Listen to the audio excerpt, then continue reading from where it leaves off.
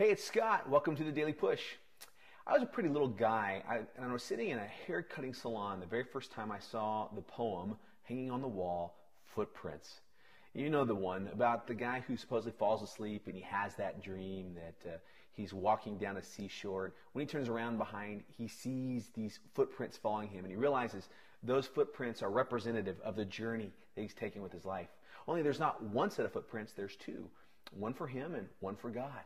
And as he looks back, he sees these footprints that represent his life, and he sees the times that were really difficult in his life. And in those moments, there's only one set of footprints. So the guy, he gets mad at God, and he says, "How come you weren't there with me during those times? Why did you leave?" To which God says, "No, my son, during those times, I picked you up and carried you. Those are my footprints." Now, I don't know, maybe you hate that poem, maybe you love it, but I'm pretty sure you can identify with me in saying that there have been moments in your life where you have experienced real adversity, whether you had something horrible happen with a loss or someone who was sick in your life that you cared for, whether you got in disagreements in a relational way, you had job troubles, whatever. I'm sure there have been moments where you've said, "Man, I've really struggled." And I have needed something in those times, something to lean on, something stiff, someone to be there for me. That's just the way I think we have been wired up, to need support when things are difficult. The Bible tells us a lot about someone named David. David was an incredible guy, and as a matter of fact, the Bible is full of his life story. It would take me a year's worth of daily pushes just to tell you all about it. But one thing that David experienced a lot of was adversity. And in those moments of adverse times, he found that he didn't need a stiff stimulant or even some little religious trifle poem. What he needed was God himself. And he found a very unique way, almost a counterintuitive way, to connect to God. David realized that when things were tough, what he needed to do was worship God.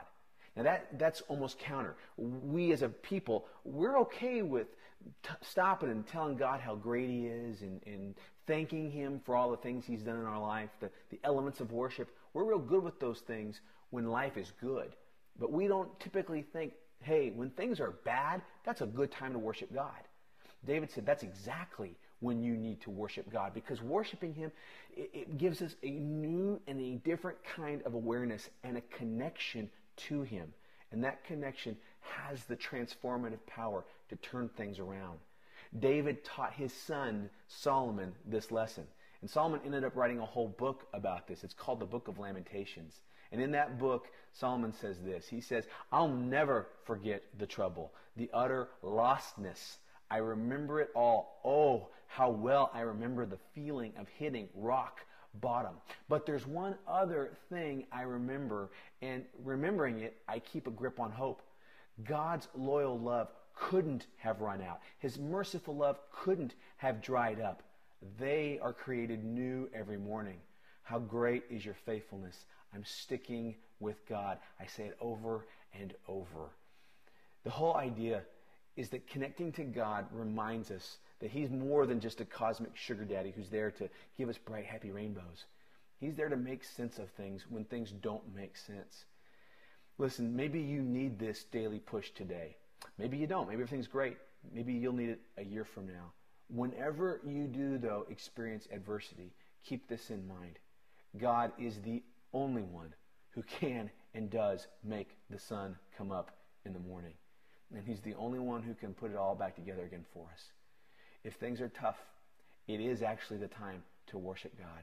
It is the time to become aware of Him once more. It is the time to connect to Him.